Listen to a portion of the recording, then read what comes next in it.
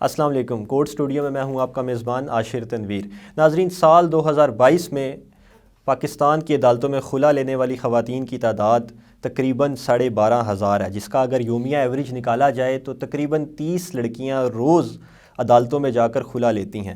یہ بہت extreme position ہے کہ آپ بہت ایکسٹریم سٹیپ ہے کہ آپ وہاں جا کر خلا لیتے ہیں. حالانکہ ہمیں چاہیے کہ پاکستان میں اس لیول کی قانون سازی ہو یا اس لیول کے قانون موجود ہیں جس کی آگاہی خواتین کو ہو کہ وہ یہ ایکسٹریم انتہائی سٹیپ نہ لیں. اسی ٹاپک پر بات کرنے کے لیے اسٹوڈیو میں آج ہمارے ساتھ موجود ہیں madam Hafza Bukhari, advocate, supreme court of Pakistan, کسی تعارف کی محتاج نہیں ہیں.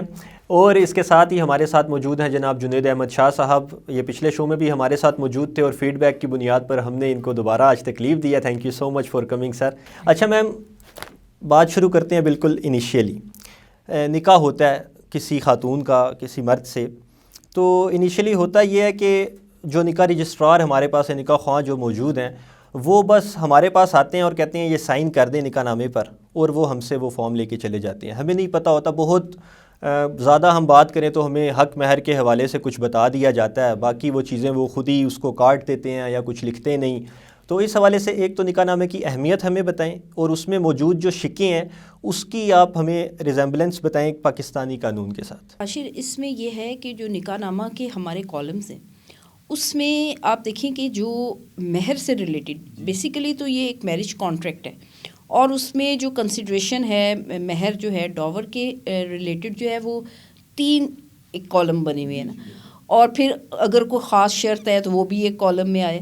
تو یہ سم ٹائمز اتنا ایمبیگوس قسم کا نکاح نامہ بن جاتا ہے کہ وہ کئی دفعہ مہر کی رقم ڈیفائن کرتے ہیں، نیچے جو ہے اس کو لکھ دیتے ہیں کہ اتنی رقم جو ہے وہ نہیں ادا ہے، اور اوپر لکھا ہوتا ہے کہ ساری ادا شدہ ہے. پھر نیچے کوئی جائیداد جو ہے وہ اس کو مہر کی شکل میں دے رہے ہیں. تو میری یہ ذاتی رائے اس پہ ہم لوگوں نے بارہا جو ہے وہ ڈیلیبریشنز بھی کی ہیں کہ نکاح جو نامہ ہے، نکاح نامہ میں ریگارڈنگ مہر صرف ایک کالم ہونا چاہیے، وچ شوڈ بی ڈیفائنڈ، اور اس کو کلیئر کیٹیگوریکلی ہو کہ یہ مہر ہے اور یہ جو ہے یہ پیڈ ہے یا ان پیڈ ہے. اس کو جب آپ 3-4 خانوں میں لکھتے ہیں نا تو وہ اوپر کچھ اچھا، اس میں جو ایک وائٹل رول جو پلے جس کا ہوتا ہے وہ ہوتا ہے ہمارا نکاح خواہ. نکاح خواہ جو ہے وہ آپ دیکھ لیں کہ سم ٹائمز نکاح فل کرتے ہوئے بہت سارے معاملات جو ہے وہ اس کو غلط فیل کرتا ہے.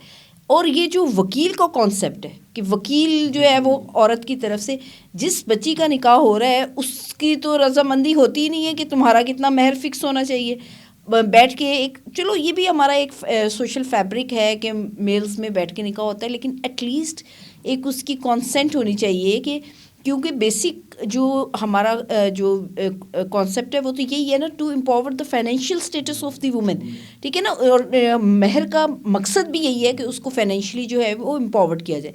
اور ابھی بھی ہمارے معاشرے میں جہاں پیئنگ کیپیسٹی میں لوگ ہیں، جہاں ایک خاتون جو ہے وہ پڑھی لکھی ہے، پریزنٹیبل ہے، اس کا نکاح، اس کا جو مہر ہے اس کو جو ہے اس کے اکارڈنگ ٹو ہر اسٹیٹس ہونا چاہیے، ٹھیک ہے. یہ لیکن یہ چیزیں نہیں ہوتی ہیں. کئی دفعہ آپ اپنی فیملی پریسٹیج میں آ کے کہتے ہیں نہیں جی شرعی مہر رکھیں.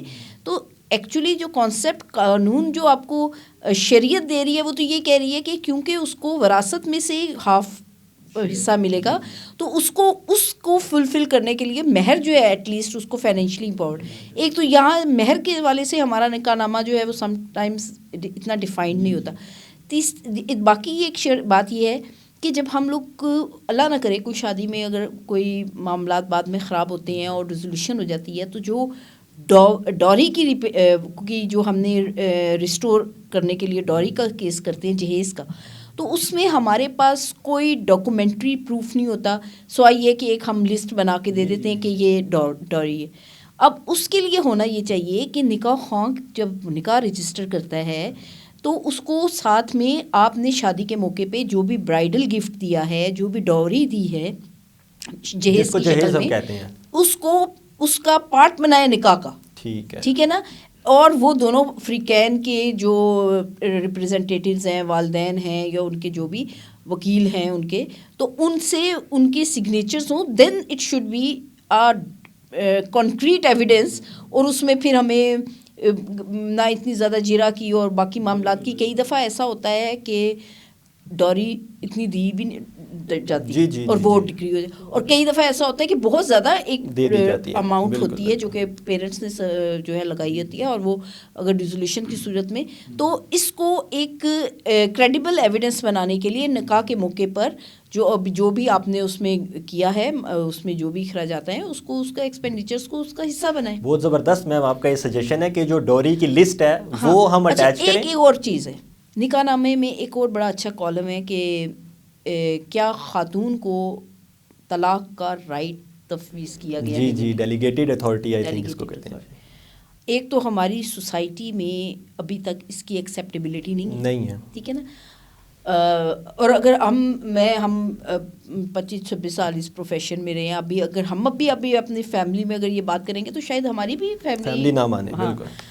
اب ہوتا یہ ہے کہ اب جو اویئرنیس ہے نا وہ بہت ضروری ہے. اس سے کہیں یہ بات نہیں ہے کہ مرد کے پاس رائٹ نہیں رہا, اس کا یہ مطلب ہے کہ اس نے اپنا رائٹ ڈیڈیکیٹ کر دیا کہ وہ اس کو ایکسرسائز کر سکے, بجائے یہ کہ وہ ایک لمبے پروسیجر میں جائے اور اس کو, اور ایسا آپ کے ہمسایہ ممالک میں یہ چیز ہے.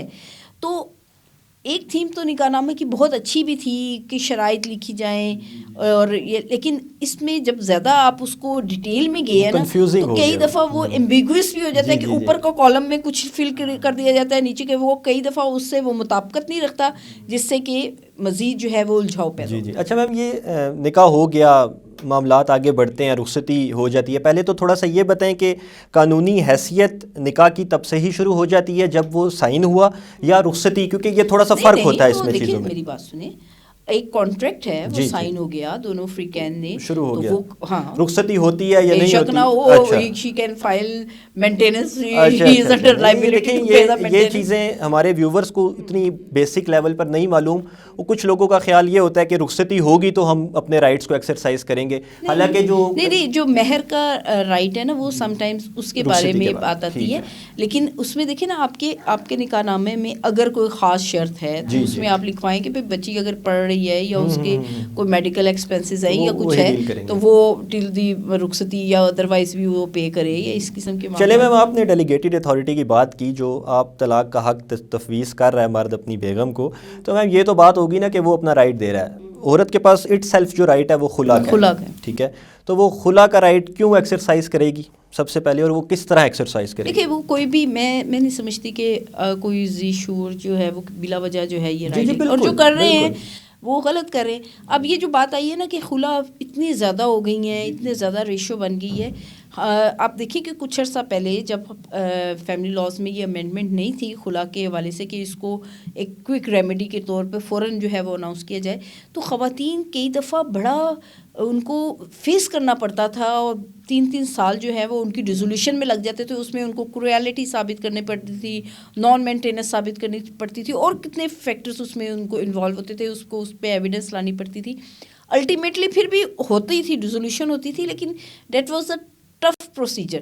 تو اگر ایک جو بانڈ ہے وہ نہیں آگے چل رہا, اور بجائے یہ کہ وہ انڈر پریشر رہے, ایک لحاظ سے جب یہ امینڈمنٹ آئی اور اس میں یہ تھا کہ فرسٹ ڈیٹ آف ہیئرنگ پہ ہی کورٹ جو ہے وہ اناؤنس کر دیتی ہے ریکنسلیشن اگر ناکام ہو جاتی ہے, تو اس کی ریکنسلیشن کی ناکامی کے ساتھ ہی جو ہے وہ میرج جو ہے وہ ڈیزالو ہو جاتی. تو اس میں ایک طرح سے تو کنوینئنس بھی ہے نا, اگر ایک ینگ بچی ہے یا وہ بجائے وہ 4 سال وہاں ٹائم ویسٹ کر کے, اور وہ کہیں ہو سکتا ہے اس کا کہیں اور اچھا جو ہے وہ معاملات وہاں بھی ٹائم نکل جائے اور اس کے لیے مشکل, تو بہتر ہے کہ مطلب, لیکن اس کو مس یوز بھی بڑا کیا جاتا ہے کہ کئی دفعہ ایسا ہوتا تھا نا کہ اگر وہ 2-4 مہینے اگر وہ بات ہوئی تو کئی دفعہ ریکنسلیشن میں معاملات سیٹل ہو جاتے تھے. لیکن اس میں بھی کورٹس جو ہیں وہ ان کو ایک چانس دیتی ہیں, اچھا, پارٹیز کو صلح کا, ہاں, اور حاشر وہ معاملات کورٹ تک جاتے ہی تب ہے نا جب وہ پوائنٹ آف نو ریٹرن تک پہنچ جاتے ہیں. اور کیونکہ ہمارے ہاں ٹالرنس لیول ادروائز بھی خالی اس بانڈ میں نہیں، ادروائز بھی آپ دیکھ لیں، آپ کہیں غلط پارکنگ کر رہے ہیں یا وہ ٹریفک پولیس والے آپ کو کیسے ریئیکٹ کر رہے ہیں، آپ کیسے ریئیکٹ کر رہے ہیں، ہم اپنے سبارڈینیٹ سے کیسے ریئیکٹ کر رہے ہیں، آپ ہاکرس کو دیکھ وہ کس طرح. تو ہماری سوسائٹی میں اوور آل جو ہے وہ ٹالرنس لیول جو ہے وہ تھوڑا سا کم، حالانکہ اس سال وہ ایک ٹالرنس کا ڈے بھی بنایا گیا. جی اور ہم لوگ تھوڑا سا سائیکولوجیکلی بھی مطلب انڈر پریشر ہیں، اور اس وجہ سے بھی فوراً ریئیکٹری وے میں آ جاتے ہیں نا. تو پھر اب یہاں یہ رشتہ بہت مضبوط ہے، اس کے ساتھ ساتھ یہ بہت نازک رشتہ بھی، اور اس کے کچھ مطلب معاملات میں کئی دفعہ اگر ان کو سپورٹیو میں نہیں آتی بات، تو وہ جو ہے وہ معاملہ جو ہے وہ ریلیشن شپ جلدی جو ہے وہ کلیپس کر جاتا ہے. اور اس میں میں سمجھتی ہوں کہ ہماری سوسائٹی میں جو ہمارے ایلڈرز ہیں ان کا رول بہت ایک اہمیت کا حامل ہے. They can play a vital role کہ وہ اس معاملات کو، لیکن انفارچونیٹلی جو میری آبزرویشن میں آیا ہے کہ ہم جن ایلڈرز کو بیس کر کے کہ یہ ریکنسلیشن کریں گے، یہ معاملے کو سوجھ بوجھ سے سلجھائیں گے کہ یہ بانڈ خراب نہ ہو، سم ٹائمز وہیں سے پرابلم کریٹ ہوتی ہے، اور وہ بجائے یہ کہ یونائٹڈ کرنے کے وہ کنسٹرکٹیو فورس کا رول ادا کریں، وہ ڈسٹرکٹیو فیکٹرز کی آپ نے بات کی ہے کہ ڈفرینٹ فیکٹرز ہوتے ہیں جو خلا یا طلاق کی طرف معاملہ جاتا ہے. اس میں ایک بہت بڑا فیکٹر تشدد کا بھی ہے، ذہنی ہو یا جسمانی ہو، تشدد ہو رہا ہے. اب مثال اس کی اس طرح سے ہم لے لیتے ہیں کہ آگے چلنے کے لیے کہ اتنا بڑھ گیا کہ قانون سازی باقاعدہ اس پہ ہونا شروع ہو گئی ہے ہمارے ملک میں. تو تھوڑا سا یہ بتائیں کہ نکاح میں ہوتے ہوئے اگر تشدد ہو رہا ہے تو کیا مرد کو اختیار حاصل ہے کہ وہ تشدد کرے گا، پہلی بات. اور دوسرا یہ کہ اگر ہو گیا، میں آپ کو یہی روک دوں گی، کون سے مرد کو اختیار حاصل ہے؟ اختیار دیکھیں کہیں بھی بہت سی عورتیں ہمارے رورل ایریاز میں آپ دیکھیں، عورتیں بیچاری مار کھا کھا کے ساری زندگی تباہ و برباد ہو جاتی ہیں. بات یہ ہے کہ جہاں بھی جو نیگیٹیوٹی ہے نا، یا جو اللیگل چیز ہے، اللاجیکل ہے، وہ کہیں بھی اس کی اجازت نہیں ہے. بالکل ٹھیک ہے نا. اب ہمارے ہاں پرابلم یہ ہے کہ ہمارے ہاں جو ہماری سوسائٹی کا ایک آتا ہے کہ چونکہ ہم نے تشدد برداشت کیا تھا، تو اب جو ہمارے آنے والے بچے ہیں ان کے ساتھ کیا مسئلہ ہے. تو بجائے یہ کہ آپ سوسائٹی کو اپنے رویوں کو بدلیں بالکل ضرورت ہے. اور یہاں بیٹے میں ایک بات یہ بھی کروں گی کہ ہماری ضروری نہیں ہے کہ ہمارے ہاں ڈومیسٹک وائلنس جو ہے وہ صرف خاوند کی طرف سے ہوتا ہے. ٹھیک ہے نا. آپ کی فیملیز میں جو خواتین ہیں ان پہ ڈومیسٹک وائلنس ان کے اپنے گھروں میں بھی ہوتا ہے. ٹھیک ہے نا. آپ دیکھیں جب ایک بچی پیدا ہوتی ہے اور جب آپ اس کو ویلکمنگ نہیں کرتے، ٹھیک ہے نا، یہ بھی ڈسکریمنیشن ہے. یہ بھی ڈسکریمنیشن ہے. When you don't give Hare the right for her choice کہ وہ اپنی مرضی کا کوئی پروفیشن اڈاپٹ کرے. ایون اس کو رائٹ آف ایجوکیشن نہیں ملتا، رائٹ آف ہیلتھ جو اس کا جو آپ کے فنڈامنٹل رائٹس ہیں اس سے آپ اس کو ڈپرائیو کرتے ہیں. اور سوری ٹو سے ہمارے ہاں تو رائٹ آف لائف جو ہے وہ بھی بہت مشکل سے مل رہا ہے وہ. تو آپ دیکھیں کہ جو ان کے فنڈامنٹل رائٹس ہیں ان کا، ایون یہ جو آپ کا فورس میرجز والا معاملات ہیں، کہیں ایون میں کہتی ہوں کہ ہماری سوسائٹی میں نہ صرف خواتین کے ساتھ فورس میرجز کو فیس کرتی ہیں، ہمارے ہاں میلز بھی فورس میرجز کو فیس کرتے ہیں. تو کئی فیکٹرز اس میں انوالو ہیں. لیکن اس میں جو بیسک چیز ہے نا، آپ لوگوں کو اویئرنیس دیں، اور جو اویئرنیس آپ لوگوں کو دیں گے اس میں اس ماں کو اویئرنیس دیں جس نے کل یہ معاشرہ آگے تخلیق کرنا. ہم مردوں کو تو اس کا، لیکن دیکھیں نا، اب ایک ماں جو ہے جب وہ براٹ اپ کر رہی ہے بیٹی کو بھی اور بیٹے کو بھی، تو وہ ہمارے ہاں ہم نے بائفرکیٹ کیا ہوا ہے کہ یہ کام عورتوں کے، یہ کام مردوں کی.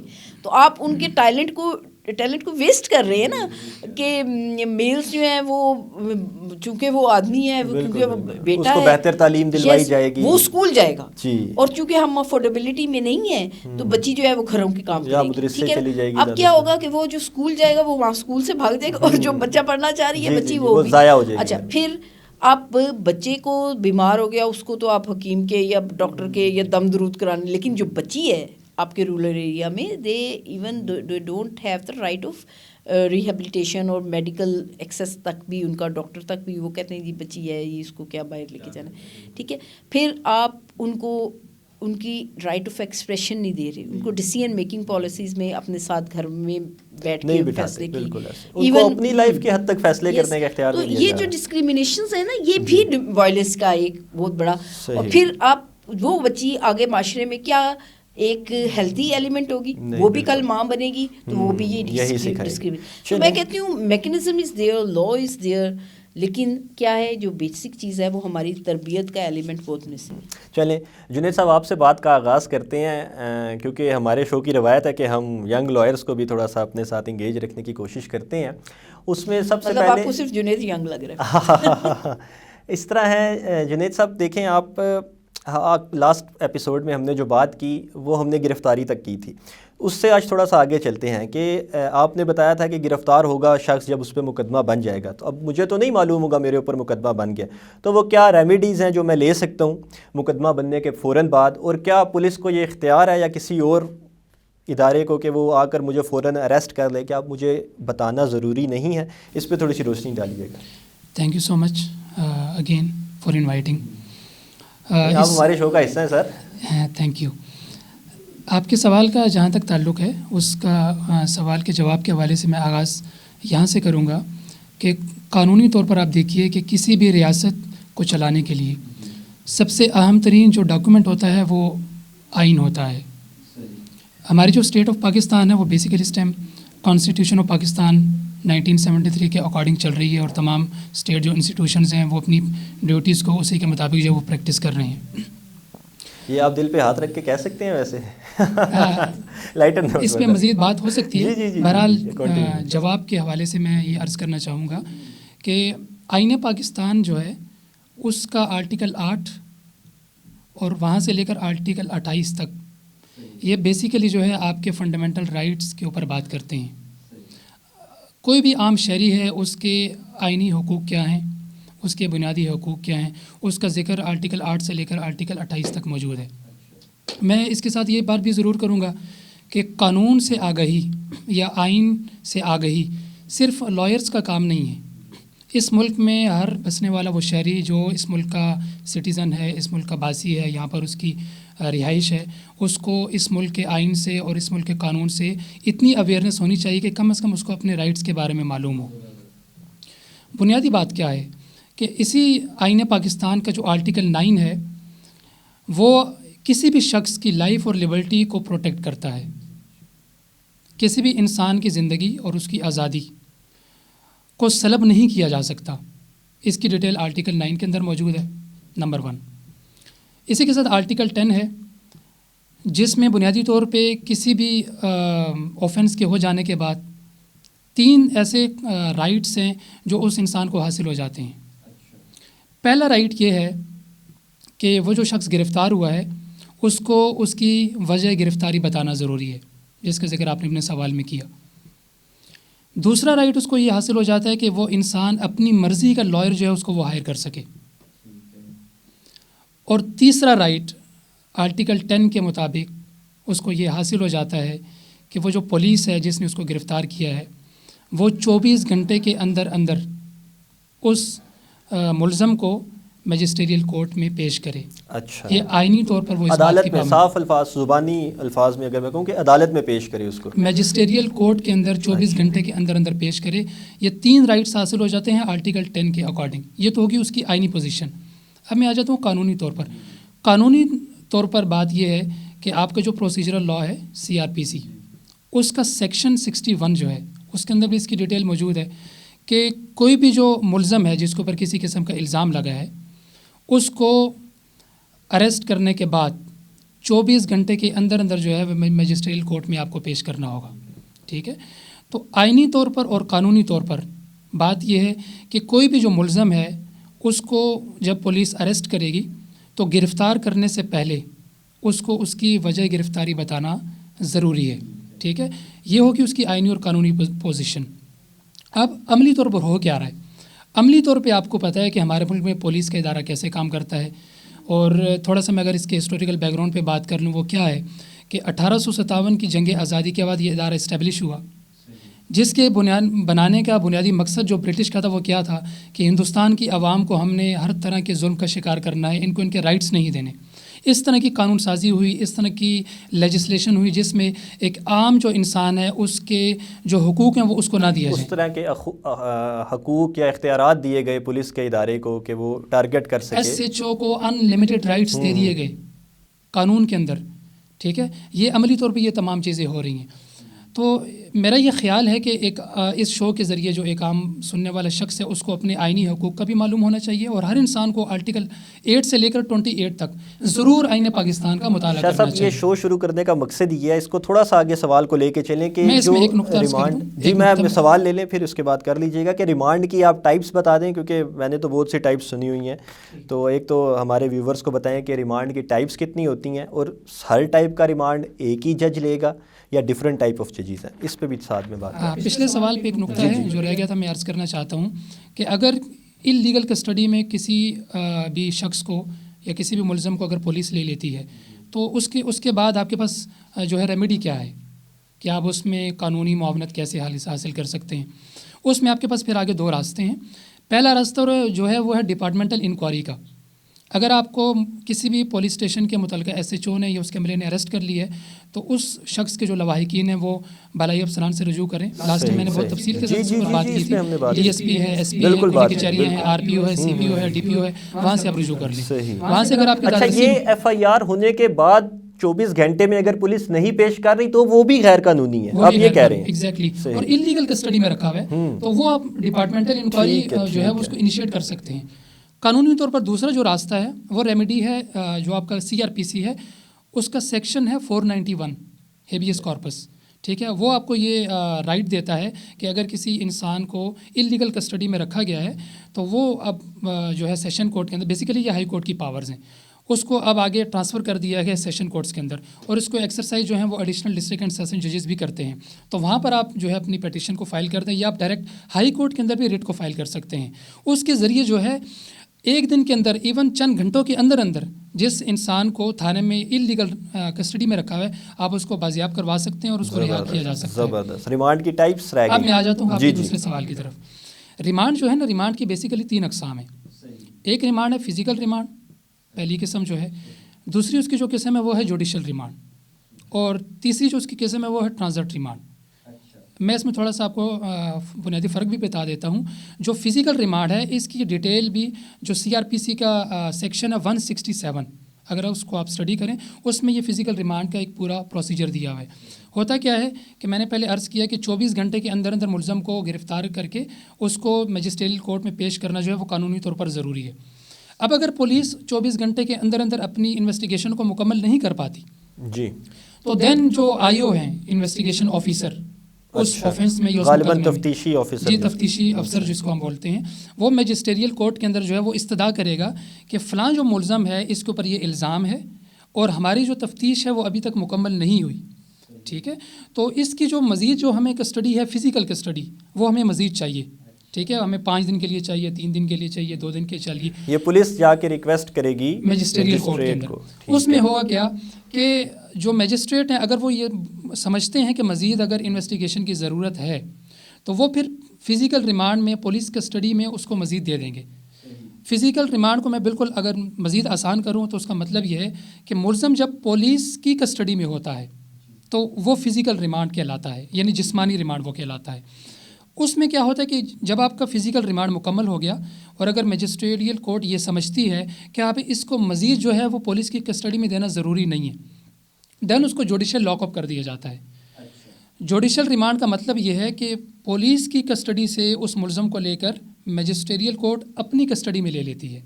اپنی کسٹڈی سے مراد یہ نہیں کہ اس کو کورٹ میں بند کر دیا جائے گا, اس ملزم کو جوڈیشل ریمانڈ میں لے لیا جائے گا, یعنی اس کو جیل بھیج دیا جائے گا. Judicial remand. اب بنیادی فرق کیا ہوگا کہ فزیکل ریمانڈ میں وہ ملزم پولیس کی کسٹڈی میں ہوگا, جوڈیشل ریمانڈ میں جو ملزم ہے وہ عدالت کی کسٹڈی میں ہوگا.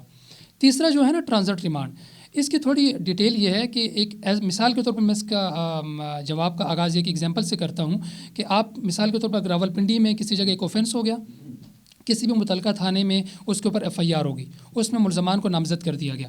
اس میں سے کوئی ایک ملزم یہاں سے بھاگ جاتا ہے, راہ فرار اختیار کر لیتا ہے, گرفتاری نہیں دیتا, قانون سے راہ فرار اختیار کر لیتا ہے, گرفتاری نہیں دیتا اپنی. تو اس میں کیا ہوگا کہ وہ والا ضلع بھی چھوڑ سکتا ہے, ٹھیک ہے, وہ صوبہ بھی چھوڑ سکتا ہے, جتنا دور بھاگ سکتا ہوگا وہ ملک سے بھی بھاگ سکتا ہے. اب اس میں کیا ہوگا کہ مثال کے طور پر راولپنڈی میں ایک ملزم ہے, اس کے اوپر ایف آئی آر ہوئی, اس نے اپنی گرفتاری نہیں دی, وہ یہاں سے چلا گیا کراچی یا وہ چلا گیا کوئٹہ. یہاں کی پولیس کو معلوم ہو گیا کہ فلاں بندہ وہاں پر ہے, تو جب پولیس کی ٹیم یہاں سے اس کو گرفتار کرنے وہاں پر جائے گی تو اس کو وہاں سے وہ اریسٹ کر لے گی. اب قانون کیا کہتا ہے, سی آر پی سی کا سیکشن 61, وہ یہ کہتا ہے کہ 24 گھنٹے کے اندر اس کو میجسٹریل کورٹ میں پیش کرنا ضروری ہے. اب کوئٹہ سے 24 گھنٹے میں یہاں پہ آنا ممکن نہیں ہے, بہت سارے سرکمٹانسز ہیں اس طرح کے حالات. اب اس میں ٹرانزٹ ریمانڈ کا کیا مطلب ہے, اس کو سفری ریمانڈ بھی بولتے ہیں. اس میں یہ ہوگا کہ وہ جو پولیس کی ٹیم یہاں سے گئی ہے وہ کنسرن جو لوکل مجسٹریٹ ہیں جہاں سے اس کو گرفتار کیا ہے, علاقہ مجسٹریٹ, اس کی کورٹ میں پیش کر کے ٹرانزٹ ریمانڈ لیں گے, یعنی سفری ریمانڈ, یعنی کہ اس کی کسٹڈی کو لیگلائز کیا جائے گا کہ 24 گھنٹے سے زیادہ بھی ان کے پاس وہ رہ سکتے. یہ جو ملزم ہے اس کو ہم لے کر جا رہے ہیں راولپنڈی, اس پہ ہمیں 2 دن بھی لگ سکتے ہیں, 3 دن بھی لگ سکتے ہیں. تو ٹرانزٹ ریمانڈ لے کر اس ملزم کا جو ہے وہ آپ جو ہے متعلقہ جو جہاں پر ایف آئی آر لانچ ہوئی ہے, جہاں پر اس کو نامزد کیا گیا ہے, جس تھانے میں ایف آئی آر ہوئی ہے, اس تھانے کا جو علاقہ مجسٹریٹ ہے تو اس میں اس کو پیش کیا جائے گا. اچھا میم, ہم نے بات کی ہراسمنٹ پر, اس پہ تھوڑا سا آگے چلتے ہیں کہ جو ہراسگی پر قانون سازی پاکستان میں ہو رہی ہے یا ہو چکی ہے, اس پہ ہمیں تھوڑا سا پہلے بتائیں کہ وہ کس لیول پر ہوئی ہے. دیکھیے جی, پاکستان اللہ کے فضل سے جیسا ملک ہے, اس میں سب سے زیادہ کہتے ہیں رچ ہے لیجسلیشن کے حوالے سے, اور پرو وومن لاس پہ جتنی لیجسلیشن پاکستان میں ہوئی ہے, اب آپ دیکھیں آنر کلنگ پہ لیجسلیشن ہوئی ہے, آپ کے جو آلریڈی فیملی لاس تھے اس میں امینڈمنٹس ہوئی کہ اس کو اسپیڈی ٹرائل کیا جائے, اسپیڈی کیا جائے. پھر بہت سارے پی پی سی میں امینڈمنٹس کی گئی جن خواتین کو رائٹ آف انہیریٹنس سے ڈپرائیو کیا جاتا تھا یا جن کی فورس میرجز کی جاتی تھیں. وہ کیا ہوتا تھا کہ یہ اس کو ایک سول لیٹیگیشن میں وہ فال کرتے تھے, اگر رائٹ آف انہیریٹنس سے ڈپرائیو ہے تو اس کو کیٹیگوریکلی انہوں نے پی پی سی میں امینڈ کیا کہ اس کو بھی ایک کرمنل بنایا کہ بھی, اور اس میں پینالٹیز جو ہیں وہ امپوز کی گئی. اسی طرح بہت سارے خواتین کے جو رائٹس ہیں ان کو انفورس کرنے کے لیے آپ کا, جیسے ابھی جنید بتا رہے تھے کہ کانسٹیٹیوشن میں جو ہے وہ موجود ہے. اب جو ہراسمنٹ آیا ہے یہ ایسا تھا جس کو کہ ایڈریس نہیں کیا جا رہا تھا نا, بہت ساری جگہوں پہ ہراس ہوتی تھی خواتین, لیکن اس پہ کوئی لیجسلیشن موجود نہیں تھی. تو اس کے بارے میں اسپیسیفکلی لیجسلیشن ہوئی, اس کے رولز آئے کہ آپ جہاں کہیں بھی جو ہیں اس میں کمیٹی فارم کرنے کا, کہ جو ورکنگ پلیسز ہیں اس میں کمیٹی بنے گی, اور وہاں پہ اگر کوئی ہراسمنٹ کا کیس ہوگا تو وہ وہاں کمیٹی جو ہے وہ اس کو وائنڈ اپ کرے گی, اور جو وفاقی محتسب ہیں ان کو رائٹس دیے گئے اس قسم کے کیسز کو ڈیل کرنے کے لیے. لیکن پرابلم یہ ہے کہ ہماری سوسائٹی میں ابھی بھی ہراسمنٹ کے کیسز رجسٹرڈ نہیں ہو رہے جیسی لیجسلیشن موجود ہے, کیونکہ اس میں کچھ لوپ ہولز بھی ہیں. اگر جو کمپلیننٹ ہے وہ فیل ہو جاتا ہے اس کو اپنے کیس کو پروف کرنے میں, تو پھر کیا ہوتا ہے کہ اس پہ کاسٹ بھی امپوز ہو سکتی ہے, اس پہ وہ دوسری پارٹی جو ہے وہ ڈیمیجز. تو کئی دفعہ ایسا ہوتا ہے کہ ہراسمنٹ میں ڈائریکٹ ایویڈنس تو کبھی نہیں آئے گی نا کہ میں نے اس بندے کو دیکھا تھا یہ اس کو گھور رہا تھا. اگر کوئی کسی کو گھور رہا ہے یا کوئی الٹے سیدھے میسیجز یا یہ, تو وہ کیا ہوگا کہ اس کا سرکمسٹانشیل ایویڈنس جو ہے اگر وہی اس میں, حالانکہ یہ بھی ہے کہ سرکمسٹانشیل ایویڈنس کو بھی پہ بھی بیس کر کے تو اس کو جو ہے وہ کنوکٹ کیا جا سکتا ہے, لیکن سم ٹائمز ایسا نہیں ہوتا اور وہ پروف نہیں ہوتے. یا کئی دفعہ خواتین جو ہیں, دیکھیں نا ہماری سوسائٹی میں یہ بھی ایک بڑا المیہ ہے کہ وکٹم مزید وکٹمائز ہوتا ہے. جی جی, اگر ایک عورت یہ کیس رجسٹر کرا بھی دیتی ہے کہ میرے ساتھ مجھے برے طریقے سے دیکھا گیا یا مجھے ہاتھ لگایا گیا, تو جو ہماری سوسائٹی کا جو اس پہ ریئیکشن ہوگا وہ ایک بڑا الارمنگ سا اور بڑا عجیب سا اسٹرینج ریئیکشن ہے نا, جس کی وجہ سے ڈسکریجمنٹ ہوتی ہے. وہ اب آپ دیکھیں آنر کلنگ پہ بل بنا, ابھی تک وہ اس پہ کوئی اس طریقے سے, لیکن اس کو کیٹیگوریکلی کہا گیا کہ یہ فساد فی الارض ہے,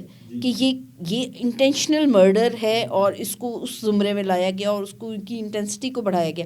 لیکن ایون دین اس میں بہت ساری خواتین کے لیے اس میں لیجسلیشن یہ ہوئی کہ اس میں جو میڈیکل آفیسر ہے اس کی جو اس کا بیان ریکارڈ کرے گی وہ عورت ہوگی, اور مطلب اس کو انکمپاؤنڈیبل کیا گیا کہ انکمپاؤنڈیبل آفینس ہے, اس کو کمپاؤنڈیبل ڈیفینیشن سے نکالا گیا کہ کیونکہ ایک ہی یونٹ میں اگر آنر کلنگ ہوئی ہے, بھائی نے قتل کیا تو وہ بھی اسی یونٹ میں رہ رہا ہے, تو ماں کئی دفعہ کیا کرتی ہے کہ وہ اس کو معاف کر دیتی ہے کہ کیا بیٹا ہے. میٹیگیٹنگ سرکمسٹانسز کو انہوں نے کہا جی نہیں, یہ اب جو اس میں بل بنا اس میں یہ ہوا کہ ایک تو میٹیگیٹنگ سرکمسٹانسز کو جو ہے وہ اس کو کمپیٹ کیا گیا کہ نہیں یہ چیز نہیں ہوگی, اور سیکنڈلی یہ کہ کمپاؤنڈیبل نہیں ہوگا کیونکہ ایک ہی یونٹ میں سے ہے. تو اس قسم کی کتنی جگہوں پہ سیف کرنے کی کوشش کی گئی, لیکن ایون دین کیا آنر کلنگ رک گئی؟ ایون دین کیا آپ کی ہراسمنٹ جو ہونا ختم ہو گئی؟ ایون آپ کے یہاں دیکھیں کہ آپ کے فیملی لاز میں کس قدر خواتین کے لیے سہولت موجود ہے کہ ان کا اسپیڈی ٹرائل, تو کیا اسپیڈی ٹرائل ہو رہے ہیں فیملی؟ تو کچھ لیکوناس جو ہیں وہ پروسیجرل لاء کے وہ بھی فیس کرنا پڑتے ہیں. اور پھر جو سب سے بڑا جو میں نے ابھی جس طرح بات کی کہ وکٹم ہماری سوسائٹی میں وکٹمائز ہوتا ہے, مزید وکٹمائز ہوتا ہے. ایک خاتون اگر وہ آنر کلنگ میں آ بھی گئی, یا یہ جو فورس جو میرجز ہیں, یا یہ جو اینٹی ریپ جو آرڈیننس بنا تھا, اس میں بھی اس کو بھی کہا گیا کہ یہ انکمپاؤنڈیبل ہے, اس کو بھی مطلب, اور اس میں جو ہے خاتون جو ہے وہ خاتون میڈیکل آفیسر ہوگی جو کہ اس کو انویسٹیگیٹ اور آگے سے وہ, تو اس میں بھی کیا یہ معاملات ہونے رک گئے. تو مین چیز یہ ہے کہ ایک تو کیس رجسٹرڈ ہو, پھر اس کو فالو اپ ایسا ہو کہ وکٹم کو تحفظ دیا جائے, اور جو کلپریٹ ہے اس کو شرمندگی ہو. اچھا میم, رجسٹریشن کی آپ نے بات کی, اس کو تھوڑا سا مزید آسان کرتے ہیں کہ ایک وجہ تو آپ نے بتا دی کہ وکٹم ہی مزید وکٹمائز ہو رہا ہے اس معاملے میں. ایک جو بڑی وجہ ہے کہ جو ہے جس کے ساتھ یہ ہوا ہے معاملہ, اس کو پتہ نہیں ہوتا وٹ ٹو ڈو, مطلب وہ کس فارم پر جا کے آیا کہ وہ کورٹ میں جا کے اپلیکیشن دے یا کسی پولیس اسٹیشن میں جا کے ہیراسمنٹ کی اپلیکیشن دے, یہ تھوڑا سا بتا دیں. اس کے لیے جو مین چیز ہے نا, اس کے لیے آپ لوگوں کو اویئرنیس کے ساتھ ساتھ ایجوکیشن بھی کر رہے ہیں, ٹھیک ہے نا. ایک تو آپ بنیادی جو ان کے رائٹس ہیں, رائٹ آف ایجوکیشن ہے, رائٹ آف انفارمیشن ہے, رائٹ آف اویئرنیس ہے, یہ ان تک پہنچے. اور اب تو مختلف جگہوں پر ایون رورل ایریاز میں بھی آپ دیکھیں کہ کتنی این جی اوز جو ہیں وہ کام کر رہی ہیں. آپ کا میڈیا اس میں بڑا وائٹل رول پلے کر سکتا ہے, آپ کا سوشل میڈیا ہے. آپ دیکھیں نا, چیزیں now things are interconnected نا, کہ وہ اب تو مطلب communication is not a problem. لیکن پرابلم از کہ جب آپ کی سوسائٹی میں ایکسیپٹیبلٹی نہیں آتی ہے کہ ہاں یہ آپ رجسٹر کروانے جا رہے ہیں, اپنے پروٹیسٹ کو رجسٹر کروانے جا رہے ہیں, آپ اپنے معاملے کو کورٹ میں لے کے جا رہے ہیں. تو یہ تھوڑا سا دیکھیں, جب تک آپ چیزوں کو انجام تک نہیں پہنچائیں گے, ان کو پینلائز نہیں کریں گے, تو یہ چیزیں ہوتی رہیں گی. ایک جو ہم لوگوں نے ہمارے ہاں جو تھیوری ہے ڈیٹرنٹ تھیوری اور ریفارمیٹری تھیوری, کہ آپ ریفارمز کے ساتھ ساتھ ان کو اتنا ڈیٹر کر دیں, اتنا ان کو ڈرا دیں کہ وہ یہ چیز کرنے کو سوچے نا. اور جہاں بھی آپ دیکھیں کہ ایون سویلائزڈ جو سوسائٹیز ہیں اس میں بھی یہ فارمولاز جو ہیں وہ یوز کیے گئے ہیں, اور مطلب وہ برائی کو بڑھنے سے پہلے روکنا, اور جو کلپریٹ ہے اس کو عبرتناک انجام تک پہنچانا, اس سے جو ہے وہ جو ہے چیزیں جو ہے کم ہوتی ہیں. اور دوسرا وائلیشن تب کم ہوتی ہے جب آپ ریفارمیٹری تھیوریز پہ بھی عمل کرتے ہیں, کہ آپ ریفارمز کریں. ریفارمز میں آپ جب لوگوں کو ایجوکیٹ کریں گے اور ان کی اچھی چیز کو اپریشیٹ کریں گے, جہاں جس نے اچھا کام کیا اس کو کریڈٹ دیں گے, سزاؤں کو ایگزیکیوٹ کرنا چاہیے. نہیں ریفارم وہ تو ڈیٹرنٹ تھیوری میں آ گیا نا. ریفارمیٹری تھیوریز تو یہی ہے نا کہ آپ جب اس کو انہی قانونوں میں ریفارمز آپ ان کو ایجوکیٹ کریں گے, ان کے لیے ایونیوز بنائیں گے. اب ایک بندہ ہے وہ ڈیسپریٹ ہے یا وہ ایسے شارٹ ٹیمپرڈ ہے, بھائی اس کو اچھا روزگار دو, اس کو اچھے ایٹماسفیئر دیں, اچھے معاملات, تو وہ مطلب اپنے کام. تو یہ چیزیں جو ہیں یہ اس پہ گورنمنٹ کا اس کو, اور جو ہمارے ہاں جو پالیسی میکنگ جو ہمارے انسٹیٹیوشنس ہیں وہ بڑا وائٹل رول پلے کر سکتے ہیں. نوجوان یوتھ کو ہم نے کس طریقے سے اسٹریم لائن کرنا ہے, ان کو ہم نے کیسے تربیت کرنا ہے, ان کو ہم نے کیسا, وہ کس موقع پہ کیسا ری ایکٹ کریں, ٹھیک ہے نا. یہ چیزیں جو ہیں آپ بہتر تربیت یافتہ لوگوں کو جب سوسائٹی میں لائیں گے تو اس سے آپ کا معاشرہ جو ہے وہ ایک فلرشڈ اور سویلائزڈ معاشرہ بنے. زبردست. چلیں جنید صاحب آپ سے آپ کا سوال لیتے ہیں کیونکہ آپ کا ٹاپک جو ہے وہ بڑا یوتھ کو ریلیٹ کر رہا ہے، ینگ لائرز کو. اس میں آپ ہم نے ریمانڈ میں آپ نے بات کی، تو ایسے تو آپ نے جو بات بتائی تھی کہ جی ریمانڈ ہوگا تو پولیس آئے گی کورٹ میں، جج کو بولے گی مجھے ریمانڈ چاہیے، تو یہ عرصہ کب تک چلے گا؟ مطلب زیادہ سے زیادہ یہ ریمانڈ والا جو معاملہ ہے یہ کتنے عرصے تک چل سکتا ہے کہ آپ ریمانڈ پہ ریمانڈ کورٹ سے لیتے رہیں؟ اور کم سے کم بھی ہمیں تھوڑا سا اس میں ڈیٹیل بتائیں. CRPC کا جو سیکشن ہے نا 167 اس کے اندر 15 ڈیز کا ذکر ہے کہ میکسیمم جو ریمانڈ ہے وہ 15 ڈیز ہوتا ہے. یہ کہ نارملی ہم سنتے ہیں کہ 14 دن کا جو ریمانڈ ہے پریکٹس میں کہ میکسیمم چلتا ہے، تو گرفتاری کے بعد وہ 24 گھنٹے ایک دن وہ ہے اور 14 دن مزید ہیں. تو جب آپ میجسٹریل کورٹ میں پیش کریں گے کسی بھی ملزم کو تو میکسیمم جو ریمانڈ ہے وہ 14 دن کا ہے. لیکن اس میں پریکٹس یہ ہے کہ جو میجسٹریٹ ہیں وہ کبھی بھی 14 دن کا ریمانڈ اکٹھا نہیں دیں گے، وہ 10 دن کا نہیں دیں گے. اس میں جو ہے وہ بہت ساری سپیریئر کورٹس کی ججمنٹس بھی ہیں، کیس لاز بھی ہیں کہ جس میں میجسٹریٹ کو اس بات کا پابند کیا گیا ہے کہ وہ ان نیسیسری جو ریمانڈ ہے اس کو وہ ایوائڈ کریں. تو بہت ہی کنجوسی کا مظاہرہ کرتے ہوئے میجسٹریٹ جو ہیں وہ ریمانڈ دیتے ہیں 1 دن 2 دن یا 3 دن. اب اس میں ہوتا یہ ہے کہ یہ ساری ذمہ داری کورٹ میں پیش کرنے کے بعد میجسٹریٹ کے اوپر آ جاتی ہے. اس میں یہ ہے کہ میجسٹریٹ جو ہیں وہ دیکھتے ہیں کہ ریمانڈ بنتا بھی ہے یا نہیں. اس میں پھر پولیس کے بعد 3-4 گراؤنڈز ہوتے ہیں. نمبر 1 اگر کوئی قتل ہو گیا تو پولیس کہتی ہے کہ ہم نے کو ایکیوزڈ کو ہم نے جو ہے وہ گرفتار کرنا ہے، شریک ملزمان ہیں تو ہمیں ریمانڈ چاہیے، تو 1 دن کا دے دیا، میکسیمم 2 دن کا دے دیا. دوسرا یہ ہوتا ہے کہ اگر کوئی قتل ہو گیا تو پولیس کہتی ہے انویسٹیگیشن آفیسر کہ ہمیں آلے قتل کو برآمد کرنا ہے، اس کے لیے ہمیں تفتیش کرنی ہے، تو اس میں میکسیمم 1 دن کا یا 2 دن کا ریمانڈ دے دیا. یا اس کے علاوہ کوئی چوری ہوگی یا ڈکیتی ہوگی، اس میں کوئی مال جو ہے وہ برآمد کرنا ہے، موٹر سائیکل ہے، گاڑی ہے، کوئی ڈکیتی ہوگی، زیور اس میں لوٹ لیا گیا، برآمدگی کے لیے جو ہے وہ فزیکل ریمانڈ دیا جاتا ہے 1 دن 2 دن. اور ضمانت نہیں ہو سکتی اس معاملے میں؟ مطلب ضمانت کے لیے بھی تو آپ نے اپلائی کرنا ہے. جی اس پہ میں آ رہا ہوں. تو یہ تو ہو گیا فزیکل ریمانڈ، میکسیمم 14 ڈیز، اس سے زیادہ ریمانڈ نہیں دیا جا سکتا. اس میں یہ ہوتا ہے کہ فار ایگزامپل میجسٹریٹ صاحب دیکھتے ہیں کہ انہوں نے پولیس نے 1 دن کا ریمانڈ لے لیا یا 2 دن کا ریمانڈ لے لیا، رپورٹ بھی باقاعدہ آتی ہے نا ہر تاریخ کے اوپر. تو اس میں بھی میجسٹریٹ دیکھتے ہیں کہ انہوں نے جس چیز کے لیے ریمانڈ لیا تھا آیا وہ تفتیش یہ کر بھی پائے ہیں یا نہیں کر پائے. تو اس پہ بھی وہ کہہ سکتے ہیں بس اب ختم، اب آپ کو مزید ریمانڈ نہیں دیا جائے گا. وہ ملزم پھر جوڈیشل ریمانڈ میں جوڈیشل لاک اپ میں چلا جاتا ہے. جوڈیشل لاک اپ جو ہے یہ CRPC کے 344 کے تحت یہ اس کو ڈیل کیا جاتا ہے.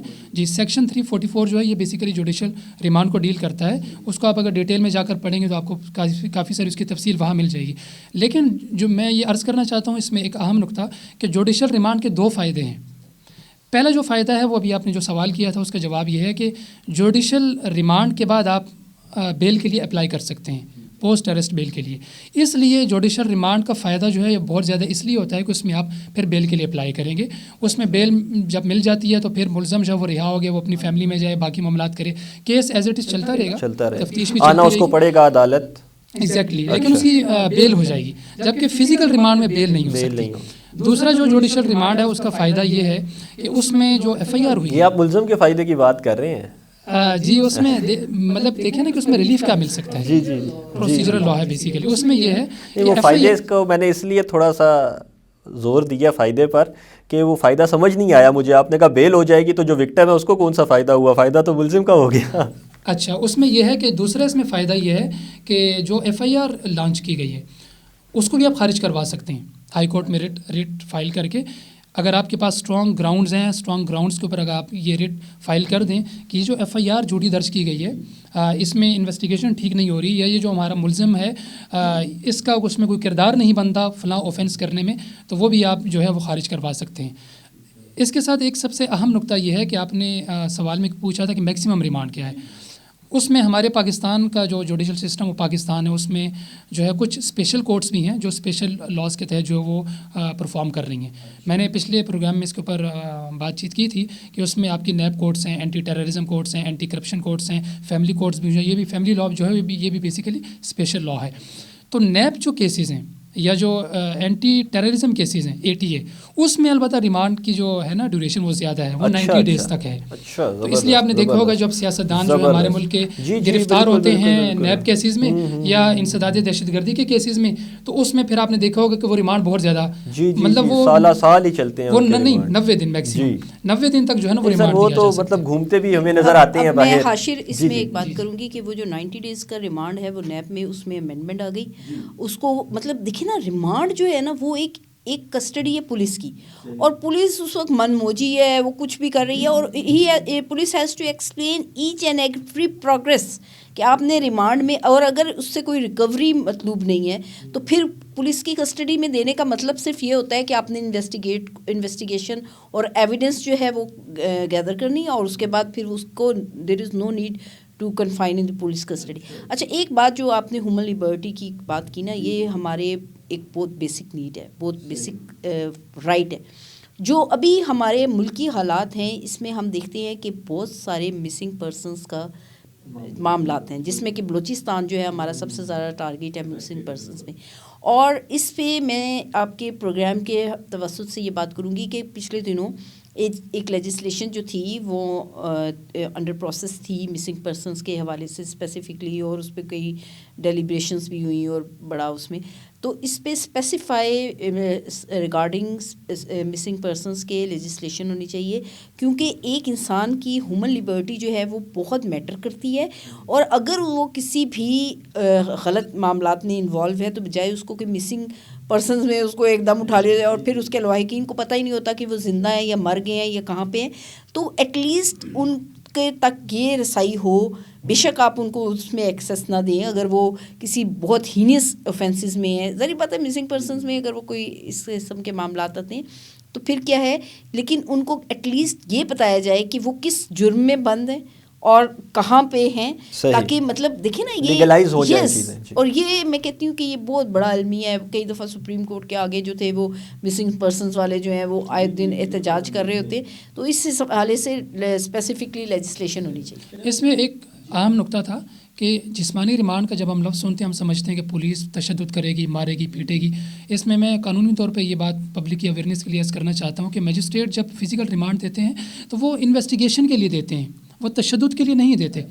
اس میں اگر آپ کو یہ لگتا ہے کہ آپ کو یہ خطرہ ہے کہ پولیس اس میں تشدد کرے گی یا مار پیٹ کرے گی, اس کی جو ریمیڈی موجود ہے وہ یہ ہے کہ آپ میڈیکل چیک اپ کی اپلیکیشن دے دیں ریمانڈ لینے سے پہلے, کہ ہمیں یہ خطرہ ہے کہ پولیس اس بندے کو مار پیٹ کا مظاہرہ کرے گی, یہ اس کے اوپر تشدد ہوگا. آپ میڈیکل ریمانڈ, آپ میڈیکل جو چیک اپ ہے یہ اس کی آپ اپلیکیشن دے دیں, اور ڈیورنگ دی ریمانڈ بھی اگر آپ کو یہ خطرہ محسوس ہوتا ہے یا یہ آپ کو خدشہ لگا کہ اس کے اوپر تشدد ہوا ہے, اچھا, تو آپ اگین بھی میڈیکل چیک اپ کی مطلب پہلے بھی دے سکتے ہیں اور بعد میں بھی دے سکتے ہیں. اچھا میم, آپ نے اپنی رائٹ آف لبرٹی کی بات کی, ابھی یہ جو بات ہے نا ایون جوڈیشل ریمانڈ میں بھی ہمیں جیل سے کئی دفعہ ایسے as being a human right activist میں نے کام کیا تو ہمیں ایسے لیٹرز آئے کہ بھی مجھے یہاں پہ تشدد یہ نہیں ہے کہ اس کو فزیکلی تشدد ہو, کئی دفعہ کھانے میں بھی یا ان کو ڈسکریمنیٹری پوائنٹ آف ویو سے اگر ڈیل کیا گیا. تو دیکھیں ہیومن لبرٹی جو ہے اور پھر آگے سے جو قیدیوں کے رائٹس ہیں اور اس پہ بڑا انفسائز ہوتا ہے, پوری دنیا میں اس میں ورکنگ ہوتی ہے, پوری دنیا میں کام ہوتا ہے, اور جیل پریزنرز کے حوالے سے تو اسپیسیفکلی جو ہے قانون سازی موجود بھی ہے, لیکن انیشیٹ نہیں ہوتے معاملات جو ہیں وہ اس طریقے سے. ابھی میم جو ہے وہ عقوبت خانوں کی بات کر رہی تھی, یہ بہت ظلم ہے, ٹارچر سیل ہیں, عقوبت خانے ہیں, لوگوں کو لے جاتے ہیں, ایلیگل کسٹڈی ہمارے یہاں جو ایس ایچ او ہے وہ اپنے علاقے کا بادشاہ ہے, وہ لوگوں کو مطلب کئی دفعہ ہوتا ہے کہ وداؤٹ رجسٹریشن آف FIR جو ہے وہ بچے کسی کو اٹھا لیا گیا, اور پھر ہوتا یہ ہے کہ اگر ہم اس میں ہیبیس فائل کرتے ہیں تو ہمیں ڈر ہوتا ہے کہ کہیں کسی پرچے میں اس کو انوالو نہ کر دیں اپنی وہ اسکن سے, اس لیے وہ چھپ کے سنا ہے. ورنہ یہاں پہ آپ دیکھ لیں کہ پولیس کا جو رول ہے اس کا اگر وجہ یہ ہے کہ ہماری پولیس بھی تو اس حساب سے ٹرینڈ نہیں ہے, اور ان پہ بھی کوئی چیک اینڈ بیلنس نہیں ہے. آپ کا انویسٹیگیشن کا ابھی تک نظام اتنا فرسودہ ہے. آپ دیکھیں نا کہ آپ لوگ ابھی جو یہ جو ٹریکرز آ گئے ہیں اور یہ جو ادروائز جو کال ریکارڈنگ اور اس میں لوگوں کو اگر ایویڈنس میں وہ خود اپلیکیشنس دے دے کے بتا رہے ہوتے ہیں کہ کیا حساب کتاب ہے. ایون وہ انجریز جو ہیں وہ ہے نہیں, خود ساختہ انجریز ہیں, وہ میڈیکل جو ہے اس کو چیلنج کر رہے ہیں, لیکن اس میں بھی پولیس جو ہے مطلب پولیس نے فارمیشن آف کرائم وہ جو بننی ہے اس میں بڑا ایک وائٹل رول پلے کر سکتی ہے کہ کیا بنائے. مطلب وہ جو آپ نے بنانا ہے اسی فائل سے وہی سارا مٹیریل آگے چلنا ہے اور وہی ایویڈنس ہونی ہے, اور وہ تھانے میں بیٹھ کے انویسٹیگیشن کر رہے ہیں بجائے جائے بکوا پہ جانے کے. تو اس میں باقاعدہ پولیس کا ایک ریفارمیٹری وے میں, ہمارے یہاں پولیس بھی تو ٹرینڈ نہیں ہے. جو آپ کا ایف آئی آر کاٹ رہا ہے وہ خود انڈر میٹرک بندہ ہے, اور اس کو قانون کا ہی نہیں معلوم. ہاں, اور پھر 24 آورز ان کی ڈیوٹیز ہیں. وہ کس حالات میں ہیومنلی پاسبل ہی نہیں ہے, جس حالات میں ہمارے پاس نہ ان کے لیے وہیکلس موجود ہے, نہ ان کے اسلحے کبھی چلتے ہوئے دکھائی دی ہیں, اسٹیشنری نہیں ہے وہ, بلکہ ایک بڑا ایک کامیڈی شو تھا تو انہوں نے کہا ایک کیڑی پولیس ہے جس نے اپنا وہ سامان جڑا ہے رسیاں نال بندھے ہوا ہے, مطلب وہاں سے پولیس کے سامنے سے لوگ چوری کر کے لے کے جا رہے ہیں. تو اچھا میم, اس میں اینڈ پہ ہمیں یہ بتائیں کہ آپ نے رائٹ آف لبرٹی کی بھی بات کی, اس میں خواتین کے لیے خصوصاً اور مردوں کے لیے عموماً کس حد تک قانون سازی ہو چکی ہے یا ہونی چاہیے؟ دیکھیے لبرٹی کے حوالے سے خواتین اور مرد کے حوالے سے نہیں ہوتی, اب پرسن کے حوالے سے ہوتی ہے. آپ کا جو فنڈامنٹل رائٹس ہیں وہ مرد یا عورت کو ڈسکریمنیٹ کر کے نہیں کرتے, وہ ایز اے پرسن آپ کو ڈیل کرتے ہیں, ٹھیک ہے نا. Every person have the right of expression, every person have the right to choice of lawyer. Even آپ کا جو ابھی پاکستان کی کانسٹیٹیوشن میں 10A کی امینڈمنٹ آئی فیئر ٹرائل کی, اور رائٹ آف انفارمیشن کی جو امینڈمنٹ, بھائی آپ کو آپ کا رائٹ ہے کہ آپ اپنے ایکسپریشنس کا اظہار کر سکیں, آپ کا رائٹ ہے to choose the profession of your own choice, this is your right کہ آپ کو جو ہے آپ کی لبرٹی پہ قدغن نہ لگایا جائے, بلا وجہ آپ کو نہ اٹھایا جائے. ظاہر بات ہے, دیکھیں اگر آپ کسی الیگل ایکٹیویٹیز میں انوالو ہیں تو پھر تو حکومتی مشینری نے حرکت میں آنا ہے, لیکن اگر آپ بلا وجہ اگر آپ کو کسی نے اپنی ذاتی انات کا نشانہ بنانے کے لیے پولیس کو 10,000 روپیہ دے کے کہا کہ یہ بندہ مجھے شام کو, تو پھر یہ جو چیز ہے وہ اس میں ہیومن لبرٹی. دیکھیے جو لیجسلیشن ہوتی ہے نا وہ ہوتی ہے آپ کے علاقے کو, جغرافیکلی لوگوں کو.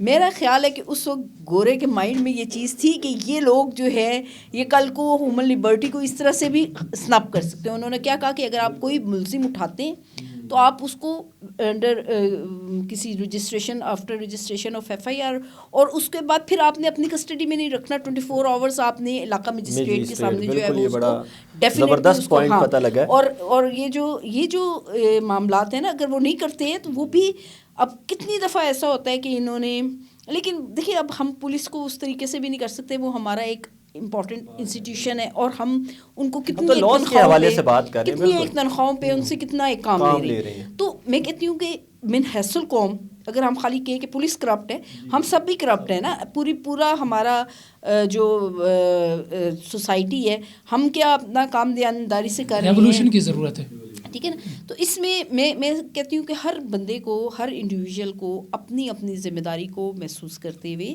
اپنے پیرامیٹرز کو درست رکھ کے, پھر میں اگر شکر خورا نہیں ہوں تو میں تمہیں شکر کھانے سے منع کروں گا نا. تو مطلب مجھے پہلے اپنے آپ سے ریفارمز کرنی ہے, اور پھر ہر انڈیویژل اگر اپنے آپ کو ریفارم کرے گا تو وہ سارے, لیکن اسپیسیفکلی چونکہ لا انفورسمنٹ ایجنسیز ہیں تو قانون والے جو ہیں ان کے بارے میں آپ کو پتہ ہے لارڈ میکیلے جب انگلینڈ کے, تو ان کے لیے 10 منٹ پارلیمنٹ میں کلیپ ہوئی. انہوں نے کہا جی یہ جو پی پی سی اور ایویڈنس ایکٹ انہوں نے بنایا ہے یہ ان کی انڈیویژل کیپیسٹی میں انہوں نے بنایا, حالانکہ ہمارے ہاں جو لیجسلیشن ہوتی ہے وہ کلیکٹیو وزڈم کا نتیجہ ہے. تو انہوں نے انڈیویژل کیپیسٹی میں یہ لا بنایا, اور جب وہ روسٹر پہ گئے تو انہوں نے جو بات کی, انہوں نے کہا جی میں نے ان کی جیوگرافیکلی انہوں نے کہا نا کیسے آپ نے, انہوں نے کہا جی میں نے ان کی سائیکی کو اور ان کی جیوگرافیکلی یہ جو جس طرح سے ریئیکٹ اس کے حساب سے میں نے, اب دیکھیں ڈائنگ ڈکلیریشن پوری دنیا میں ایکسیپٹیبل ہے سوائے پاکستان کے, کہ مرتے وقت بھی کہیں گے تو ہمارے جو تربیت میں جو لوپ ہولز ہیں نا, جو ہماری ایک وہ ٹھیک ہو جائیں تو باقی قانون موجود ہے.